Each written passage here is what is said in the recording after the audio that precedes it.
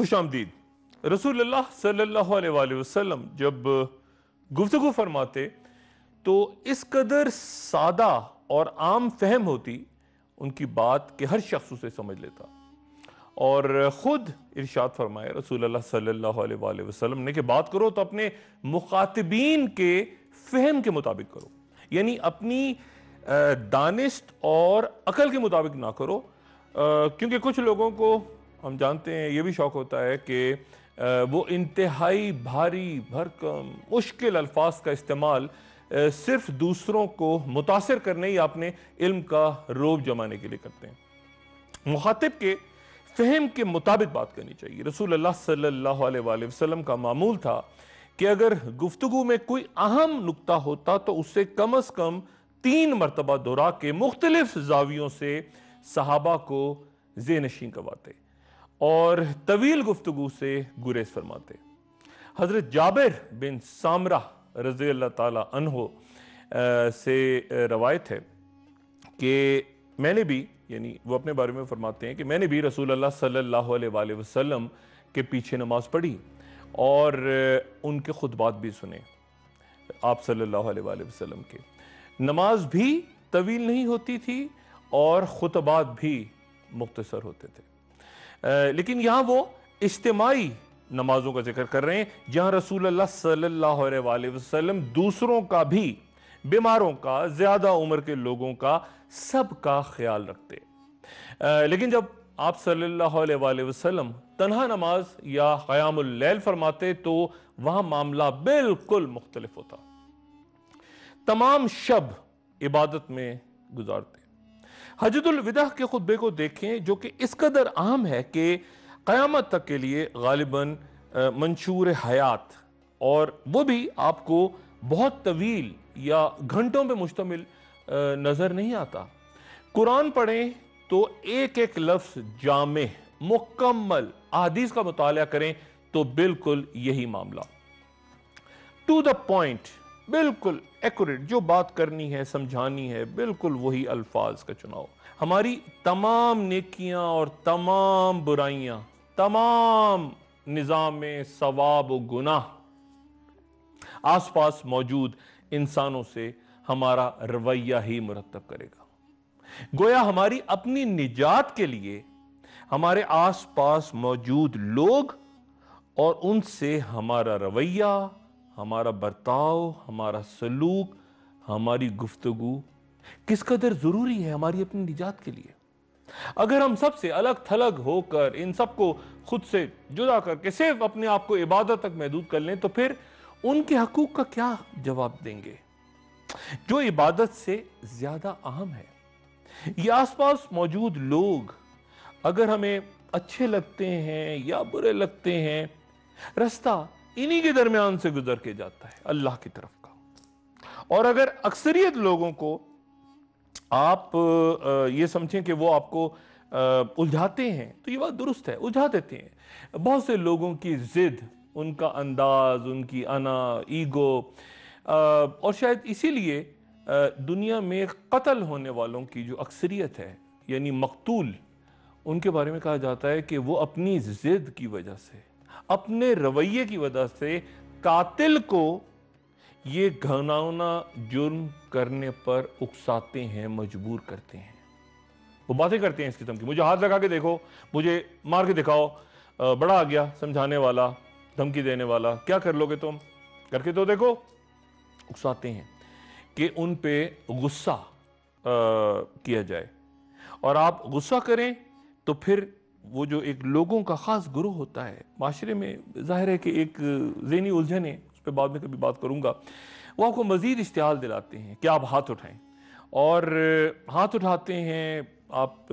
گالیاں دیتے ہیں، غصے میں آتے ہیں، اور اس حد تک وہ آپ کو اشتعال دلا دیتے ہیں کہ پھر قتل ہو جاتا ہے۔ باقاعدہ ریسرچ ہے دنیا میں کہ 97-98% جو مقتول ہیں وہ اپنے رویے، اپنی انا اور ضد کی وجہ سے دوسروں کو قتل پہ مجبور کرتے ہیں۔ لچکدار شخص جو ہے وہ جھک کر، معذرت کر کے، اپنی انا کو ایک طرف رکھ کے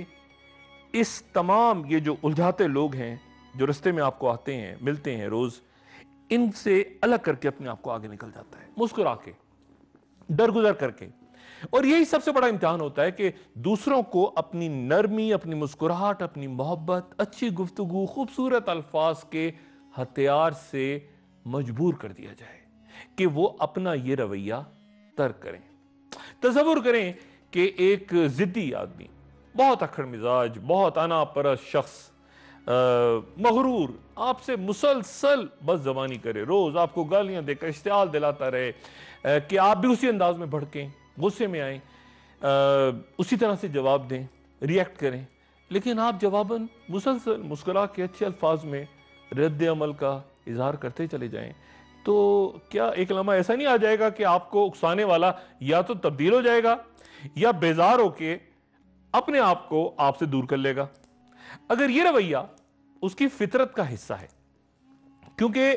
یہ سوال بھی تو اپنی جگہ ہے کہ ہم دوسرے کی حماقت، اس کے ظلم اور اس کی جہالت کب تک برداشت کر سکتے ہیں؟ اس کا جواب بھی بہت آسان ہے کہ برداشت کب تک کر سکتے ہیں آپ کہ دوسرا شخص آپ کو اشتعال دلاتا رہے، گالیاں دیتا رہے، ظلم کرتا رہے، برا بھلا کہتا رہے؟ جواب اس کا آسان یہ ہے کہ میں بھی اللہ کی مخلوق میں سے ایک انسان ہوں، اور خالق نے تخلیق کے کئی رنگ دکھائے ہیں۔ جس طرح جنگل میں، بیابانوں میں آپ کو شیر، بھیڑیے، چڑیاں، ہرن، مختلف جانور الگ الگ مزاج کے نظر آتے ہیں، اسی طرح سے وہ انسانوں کے بھی مختلف رنگ، انداز، الگ الگ تقسیم، الگ قصے، الگ کہانیاں، الگ مسائل، الگ ان کی شکل اور ذہن کے احسن تقویم ہے۔ یہ اللہ تعالیٰ کی مخلوق ہے، یہ اللہ کریم کی شان ہے کہ وہ بے شمار جلوے اور مختلف انداز کی مخلوق پیدا کرتا ہے۔ وہ دوسرا سامنے والا شخص مختلف ہے تو اس کے نزدیک میں بھی تو مختلف ہوں، وہ میری بات نہیں سنتا، مجھ سے قائل نہیں ہو رہا، تو میں بھی تو خود کو عقل کل سمجھنے کی ضد پہ کھڑا ہوں۔ اور یہیں سے انسان کا پسند اور ناپسند ہونے کا سفر شروع ہو جاتا ہے۔ جب آپ تسلیم کر لیں کہ مختلف انسانوں، اچھے برے، ہر مزاج کا خالق اللہ تعالیٰ ہے، اور یہ بات آپ کے ایمان کا حصہ بن جائے کہ جو کچھ اس نے تخلیق کیا وہ باطل نہیں ہے، اور جب آپ کی سوچ اس مقام پر پہنچ جائے تو پھر برداشت کا سفر شروع ہو جاتا ہے، اور پھر آپ کا رویہ کچھ اس طرح کا ہو جاتا ہے کہ میں نے تو اسے اپنا دوست سمجھا تھا، میں نے تو اس پہ بھروسہ کیا تھا، لیکن وہ تو بہت دھوکے باز نکلا، وہ تو میرا دشمن تھا۔ یہ برداشت کی طرف اصل میں آپ کا پہلا قدم ہوتا ہے کہ آپ تسلیم کرتے ہیں کہ میں نے اس کو برا بھلا کہنے کے بجائے میں پہلے اپنی عقل کا ماتم کیوں نہ کروں کہ میں نے اسے غلط سمجھا۔ یہ ایک طرح سے پہلا قدم ہوتا ہے اس جانب، جب آپ یہ بات سوچتے ہیں کہ وہ تو کچھ اور تھا اور میں نے اسے کچھ اور سمجھا، یعنی آپ اپنے آپ کو بھی الزام دیتے ہیں کہ غلطی تو میری تھی اور اب مجھے ہی خود کو اس سے الگ یا اس سے دور کرنا ہے۔ الجھنا، بحث، تکرار، گالم گلوچ، ہاتم پائی، ہر صورت اس کے ان ہتھیاروں کا مقابلہ میں نے اپنی برداشت کے کہیں مضبوط ہتھیار سے کرنا ہے، اور پھر ایک مرحلے پر اگر آپ خود کو اس سے عملاً لا تعلق ہی کر لیں اس کی ذات یا رویے سے، تو پھر بحث کس بات کی؟ اور اگر زندگی اس کے ساتھ گزارنی ہے، لازم ہے، تو پھر بحث لا حاصل اور تعلق نہیں رہنا تو پھر ذکر ہی کرنا وقت کا ضیاع، کیونکہ آپ نے ان انسانوں کی فہرست میں شامل بالکل اپنے آپ کو نہیں کرنا جو ہر روز اپنی زندگی آباد کرتے ہیں اور پھر اپنی زندگی ہی برباد کرتے ہیں، تو آپ نے ان سے پھر الگ کرنا ہے اپنے آپ کو۔ یہ ان کی ایک لا علاج بیماری ہوتی ہے کچھ لوگوں کی، اور کچھ نہیں تو کھانے میں نقص نکال دیتے ہیں، اور جب آپ انہیں درگزر یا معاف کرتے ہیں تو اپنے عمل سے یہ پیغام دے رہے ہوتے ہیں کہ میں نے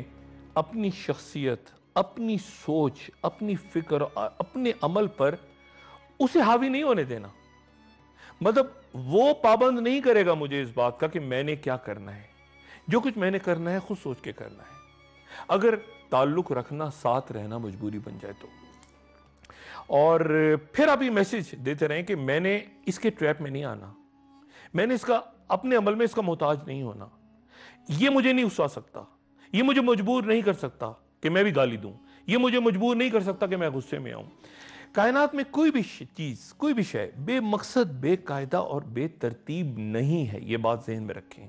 اور زندگی ایک با مقصد نوعیت کی حامی ہے۔ اس لیے منفی رویہ، نیگیٹو پرسنالٹیز اور اختلاف رکھتے لوگ جتنے ہیں وہ ان واقعات کی صورت ہمارے سامنے آتے ہیں جن میں کوئی نہ کوئی اور مفہوم اور مقصد پوشیدہ ہوتا ہے۔ وہ اس لیے ہم سے الجھتے ہیں، کوئی نہ کوئی مقصد اور ہوتا ہے۔ اس کو ایک بڑے تناظر میں دیکھیں۔ جھگڑے میں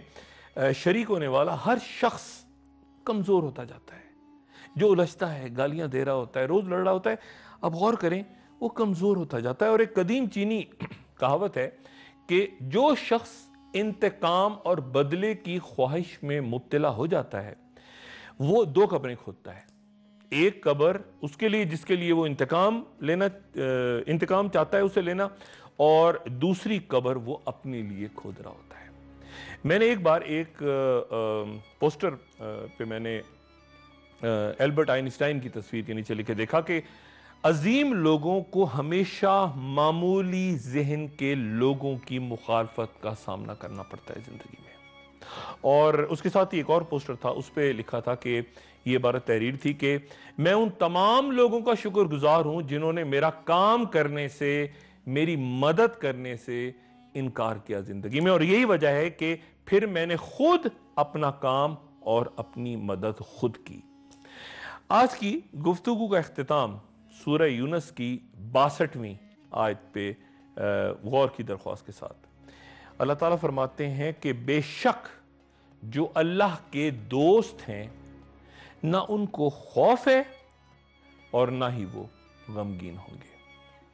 کل انشاءاللہ آپ سے پھر ملاقات ہوگی۔ اپنا دوستوں، رشتہ داروں، گرد و نواح کے لوگوں کا سب خیال رکھیے گا۔ اللہ حافظ۔